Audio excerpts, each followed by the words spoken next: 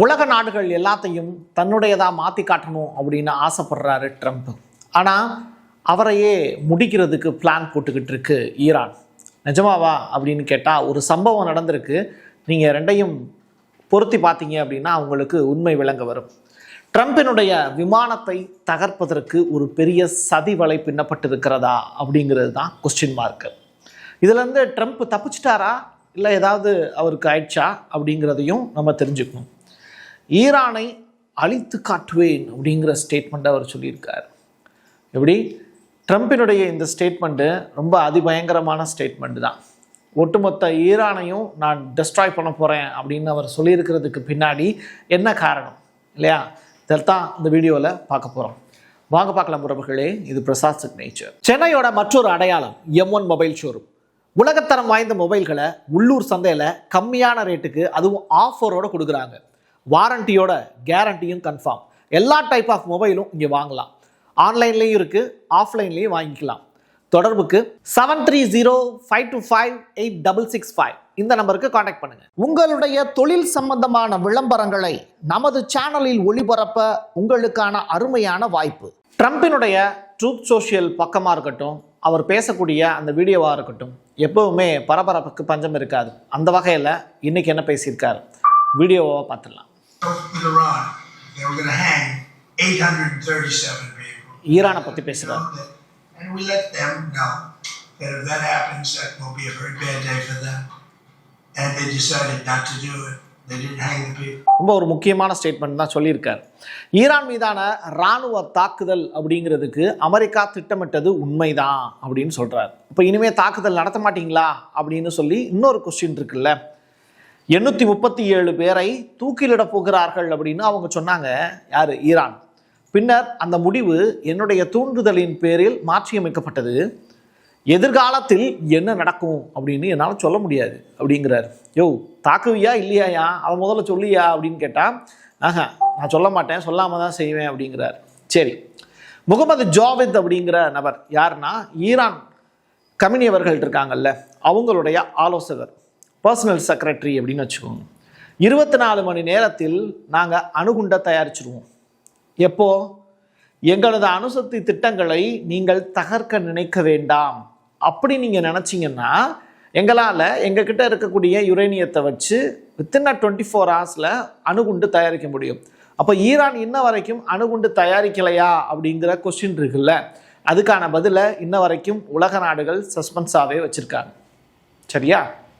இப்படிப்பட்ட நிலையில் ரொம்ப முக்கியமான ஒரு ஸ்டேட்மெண்ட் ஒன்று ரிலீஸ் ஆகிருக்கு. மெம்ரி அப்படின்னு சொல்லிட்டு ஒரு டிவி. இது எங்கன்னா மிடில் ஈஸ்டில் ஈரானில் இருக்கக்கூடிய ஒரு டிவி. அவங்க கொடுத்துருக்கக்கூடிய ஒரு ரிப்போர்ட்டு. ஈரானுடைய மூத்த அதிகாரி மொக்சன் ரஸாய் ஒரு எச்சரிக்கை ஒன்று விடுத்திருக்கார்.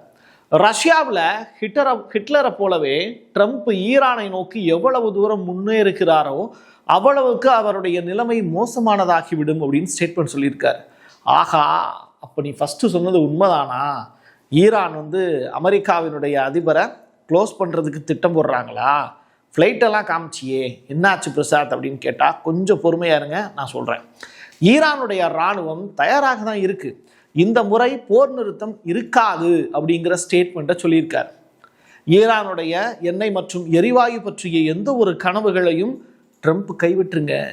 இல்லை அப்படின்னா உங்களோட ஆசை என்னன்னு எங்களுக்கு தெரியும், அது நிறைவேறாது அப்படிங்கிற ஸ்டேட்மெண்ட்டையும் பதிவு செஞ்சுருக்கார்.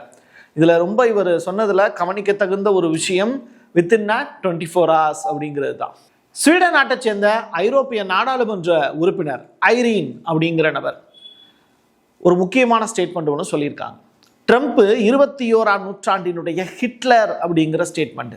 என்னப்பா, ஈரானுடைய அதிகாரி சொன்னது ஒரே மாதிரி இருக்குது, இந்த லேடி சொல்கிறதும் ஒரே மாதிரி இருக்கே அப்படிங்கிற ஒரு எண்ணப்பாடு நமக்குள்ளே வருது. நாட்டோவிலிருந்து வெளியேறுங்கள். யார்? ட்ரம்ப்பை பார்த்து சொல்கிறாங்க. ஐரோப்பாவுக்கு அழைப்பு கொடுத்துருக்காங்க. என்னென்னா, ட்ரம்ப் உங்களை மதிக்க மாட்டுறாரு, மதியாதா தலைவாசல் மிதியாதேம்பாங்க, எதற்காக நீங்கள் அங்கேயே ஒட்டிக்கிட்டு இருக்கீங்க அப்படின்னு சொல்லி ஒட்டுமொத்த ஐரோப்பாவுக்கும் அவங்க அழைப்பு கொடுத்துருக்காங்க. ஈரான் மீது குண்டு வீச உதவ வேண்டாம் அப்படின்னு யூரோப் கண்ட்ரீஸுக்கு ஒரு ரெக்வஸ்டையும் வச்சுருக்காங்க. ஈரான் மீது குண்டு வீசுவதும் தடைகளை விதிப்பதும் பெண்களுக்கு சுதந்திரத்தை கொண்டு வரப்போவதில்லை அப்படிங்கிற ஸ்டேட்மெண்ட்டையும் பதிவு செஞ்சுருக்காங்க. அது ட்ரம்ப்புக்கு எண்ணெயை கொண்டு வருவதற்கு துணை போகும் அப்படின்னு. ஆயில் சப்ளைக்கு மட்டும்தான் ட்ரம்ப்புக்கு உதவியாக இருக்கும். அப்போது யூரோப் கண்ட்ரிஸ் எல்லாத்துக்கும் அவர் சொல்லக்கூடிய விஷயம் என்ன, ட்ரம்ப்போட கூட்டணி வைக்காதீங்க, நாட்டோவை கலைச்சிட்டு வெளியில் வாங்க அப்படிங்கிறது தான். சரி, ஒரு முக்கியமான ஒரு ஸ்டேட்மெண்ட், அவசர செய்தியாக ஒரு செய்தி கிடச்சிருக்கு. சுவிட்சர்லாந்தினுடைய டாவோசிஸ் அப்படின்னு சொல்லிட்டு ஒரு பிளேஸ், அந்த இடத்துக்கு ட்ரம்ப் வந்து ட்ராவல் பண்ண போகிறார். உலக பொருளாதார மன்றம் அங்கே இருக்குது, அங்கே உரையாற்ற போகிறார். அதில் ஏர்ஃபோர்ஸ் 1 அப்படிங்கிற விமானத்தில் தான் அவர் ட்ராவல் பண்ணுவார். எப்பவுமே அப்படி தான், அமெரிக்காவினுடைய அதிபர்கள் பயணிக்கக்கூடிய ரொம்ப சௌரியமான ஒரு விமானம்னா இந்த ஏர்ஃபோர்ஸ் 1 அப்படின்னு சொல்லலாம். அதுலேயே வந்து மீட்டிங்க்கான இடங்கள் இருக்கும், ஆஃபீஸ் ரூம் இருக்கும், எல்லா வசதிகளுமே இருக்கும், நீச்சல் குளங்கள் உட்பட.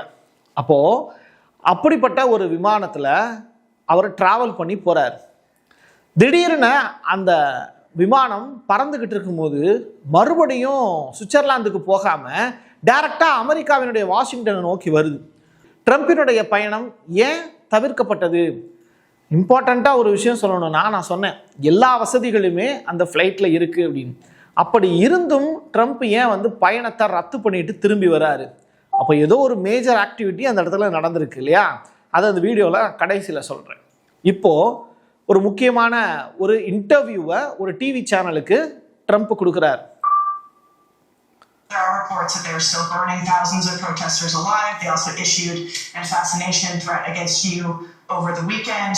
I know that you can't talk about what's on the table, but what is your response to Iran's leadership in the regime continuing to ஈரானை பற்றிய கேள்வி, threaten you, especially given over the weekend you said it's time for new leadership in Iran? Well, they shouldn't be doing it, but I've left notification. Anything ever happens, we're going to blow the whole country is going to get blown up. So we've, originally Biden should have said something, when they made a statement, we always said, why isn't Biden saying anything? Because he didn't. But a president has to defend a president. Like, if I were here and they were making that threat to somebody, not even a president, but somebody, like they did with me, I would absolutely hit them so hard. But I have very firm instructions. Anything happens, they're going to wipe them off the face of this earth. Okay, ரொம்ப நீண்ட நெடிய speech, but நம்ம எல்லாம் இதை பார்க்க வேண்டிய ஒரு speech தான். என்ன தெரியுமா சொல்கிறாரு? நியூஸ் நேஷன் இந்த செய்தி சேனலுக்கு ட்ரம்ப் அவர்கள் கொடுத்திருக்கக்கூடிய அந்த பேட்டியின் அடிப்படையில் நமக்கு சில தகவல்கள் கிடைக்குது. தமக்கு எதிராக கூறப்படக்கூடிய கொலை மிரட்டல்களின்படி டெஹ்ரான் செயல்பட்டால், ஈரான் செயல்பட்டுச்சு அப்படின்னா ஈரான் நாடு முழுவதையும் தகர்த்து விடுவேன் அப்படிங்கிற ஸ்டேட்மெண்ட்டை அமெரிக்காவினுடைய அதிபர் டொனால்டு ட்ரம்ப் அவர்கள் இப்போ மிரட்டலாகவே விடுத்திருக்கார். நியூஸ் நேஷன் உடனான ஒரு நேர்காணலில் இந்த ஸ்டேட்மெண்ட்டை அவர் சொல்லியிருக்கிறதா நம்மளால் பார்க்க முடியுது. தொடர்ச்சியாக ட்ரம்ப் அவர்களை எலெக்ஷனுக்கு முன்னாடியே 2 முறை போட்டு தள்ளுவதற்கு துணிந்தது தான் இந்த ஈரான். துப்பாக்கியை வைத்து அவருடைய மார்பை துளைப்பதற்கு ஏகப்பட்ட முயற்சிகள் நடந்தது. ஆனால் காதை மட்டும்தான் அட்டாக் பண்ண முடிஞ்சுது, தப்பிச்சிட்டார். இப்படிப்பட்ட நிலையில் அதற்கு பிறகு அமெரிக்காவினுடைய அதிபராக போஸ்டிங்கில் வந்து உக்காந்ததற்கு பிறகு சும்மா விடுவாரா? இந்த ஒரு படத்தில் சொல்லுவாங்க, சும்மாவே நான் ஆடுவேன், காலில் சலங்கை வேற கட்டி விட்டாங்க, என்ன ஆட்டம் ஆட போகிறானோ தெரில அப்படின்னு. அந்த கதை தான் ட்ரம்பினுடைய கதை. பார்ப்போம். அடுத்ததான், ட்ரம்ப்பையும் எதிர்த்து பேசுகிறதுக்கு உலகத்தில் மனுஷங்க இருக்காங்களா அப்படின்னு கேட்டால் இன்னமும் இருக்காங்க. அப்படிப்பட்டவங்களுக்கு சில பொசிஷன் கிடைக்காம இருக்கலாம். பட் இவர் பேசுகிற காட்சிகளை மட்டும் பாருங்க.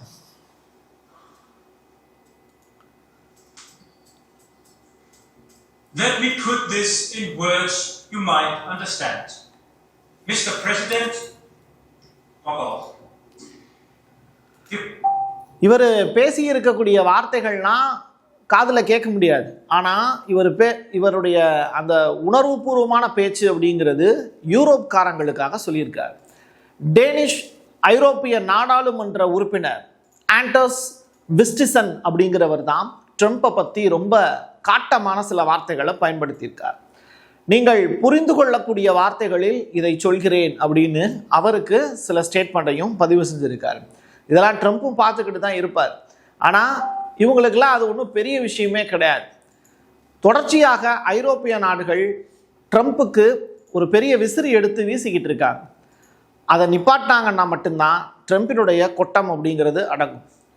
அமெரிக்காவினுடைய அடிமையாக ஐரோப்பா எப்போ தன்னுடைய நிலையை மாற்றிக்கொள்கிறதோ அப்போ தான் மற்ற நாடுகளுக்கு விடிவு கிடைக்கும். ஈரானை பற்றி ஒவ்வொருத்தவங்களும் ஒவ்வொரு விஷயங்களை சொல்கிறாங்க. போராட்டங்களாக நடந்துக்கிட்டு இருக்கு அப்படின்னு, 12,000 பேருக்கு மேலே அங்கே கொலை செய்யப்பட்டிருக்காங்க அப்படின்னு. பட் ஈரானுடைய தற்போதைய நிலையை அங்கே இருக்கக்கூடிய ஒரு நபர் ட்விட்டரில் பதிவு செஞ்சுருக்கார். அந்த காட்சிகளை நான் உங்களுக்கு காண்பிக்கிறேன்.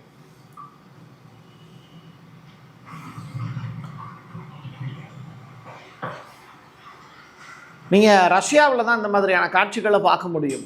பட் ஈரான்லேயும் இப்படிப்பட்ட ஒரு சுச்சுவேஷன் இருக்குது. பனி போர்த்தி இருக்கக்கூடிய அழகான கட்டடங்கள், மரங்கள், இதுவும் ஈரானில் தான் இருக்குது. ஒரு அமைதியான ஒரு இடமாக ஈரானில் சில இடங்கள் இன்னமும் மிச்சம் மீதி இருக்குது. ஆனால் அந்த இடத்தையும் ஒட்டுமொத்தமாக தகர்ப்பதற்கு துணிந்திருக்கிறார் ட்ரம்ப் அவர்கள். ஸோ நீங்கள் ஸ்டார்லிங்க் மூலியமாக இப்போ பிரச்சாரம் நடத்தப்பட்டு மிகப்பெரிய அளவில் போராட்டங்கள் நடந்துக்கிட்டு இருக்கு. அதே வேளையில் அமைதியான பனி போர்த்தப்பட்ட ஈரானுடைய காலை வேலை தான் நம்ம பார்த்தோம். சரி, இப்போது ட்ரம்ப் அவர்கள் முக்கியமான ஸ்டேட்மெண்ட் ஒன்று கொடுக்குறாரு. அது என்ன? ஒரே நாளில் 3 டிஃப்ரெண்ட் டைப் ஆஃப் இன்டர்வியூவை ட்ரம்ப் அவர்கள் பதிவு செஞ்சுருக்கார்.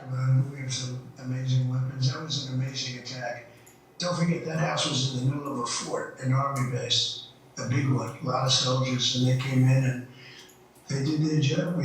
We lost no. ஓகே, அவர் பேசினதை நம்ம தமிழாக்கம் செஞ்சிடலாம். என்னை கொல்ல ஈரான் விரும்பினால் ஒட்டுமொத்த ஈரான் நிலப்பகுதியையும் அழித்து விடுவேன் அப்படின்னு சொல்லியிருக்கார்.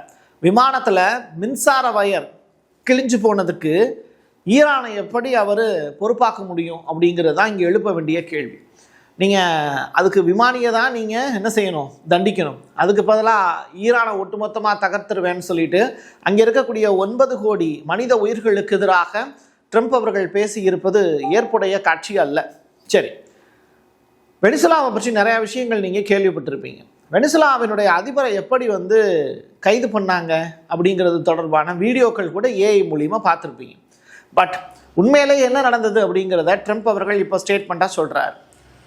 வெனிசுலா அதிபரை பிடிப்பதற்கு நாங்கள் ஒரு சக்தி வாய்ந்த ஒலி எழுப்பினோம். சவுண்ட் வேவ்ஸ் அதிகமான அளவில் எழுப்பியிருக்காங்க. அப்போது மதுரா அவர்களுடைய காவலர்களுக்கு காதிலிருந்து ரத்தம் வந்துச்சு, மூக்கிலிருந்து ரத்தம் வந்தது, அவங்கெல்லாம் வாந்தி எடுத்து மயக்கப்பட்டு விழுந்துட்டாங்க. அப்போது எந்த அளவிற்கு அவங்களுடைய அந்த வெப்பன் இருக்கும் அப்படின்னு யோசிச்சு பார்த்துக்கோ. இப்படிப்பட்ட நேரத்தில் தான் மதுரா அவர்களையும் அவருடைய மனைவியையும் நாங்கள் கைது செய்தோம், மாறாக அவங்க சரணடைஞ்சாங்க அப்படிங்கிற ஸ்டேட்மெண்ட்டையும் பதிவு செஞ்சுருக்காரு. ஒரு நாட்டுக்கு எதிராக, அந்த அரசுக்கு எதிராக இவ்வளவு பெரிய காரியத்தை நிகழ்த்திவிட்டு ரொம்ப பெருமையாக பேசக்கூடிய ஒரே நபர் உலகத்தில் அமெரிக்காவினுடைய அதிபர் டொனால்டு ட்ரம்ப்பாகத்தான் இருக்க முடியும். இவருடைய கொட்டத்தை அடக்குவதற்கும் பூனைக்கு யார் மணி கட்டுறது அப்படிங்கிற கேள்வி ரொம்ப காலமாக இருக்குது. பட் அதை யார் செய்ய போகிறாங்க அப்படிங்கிறத பொறுத்திருந்து பார்க்கலாம். என் கையெழுத்து என் மக்களுக்கானது உறவுகளே. மீண்டும் ஒரு பதிவில் சந்திக்கலாம். நன்றி, வணக்கம். சென்னையோட மற்றொரு அடையாளம் M1 மொபைல் ஷோரூம். உலகத்தரம் வாய்ந்த மொபைல்களை உள்ளூர் சந்தையில் கம்மியான ரேட்டுக்கு, அதுவும் ஆஃபரோடு கொடுக்குறாங்க. வாரண்டியோட கேரண்டியும் கன்ஃபார்ம். எல்லா டைப் ஆஃப் மொபைலும் இங்கே வாங்கலாம். ஆன்லைன்லேயும் இருக்குது, ஆஃப்லைன்லேயும் வாங்கிக்கலாம். தொடர்புக்கு 7305258665 இந்த நம்பருக்கு காண்டாக்ட் பண்ணுங்க. உங்களுடைய தொழில் சம்பந்தமான விளம்பரங்களை நமது சேனலில் ஒளிபரப்ப உங்களுக்கான அருமையான வாய்ப்பு.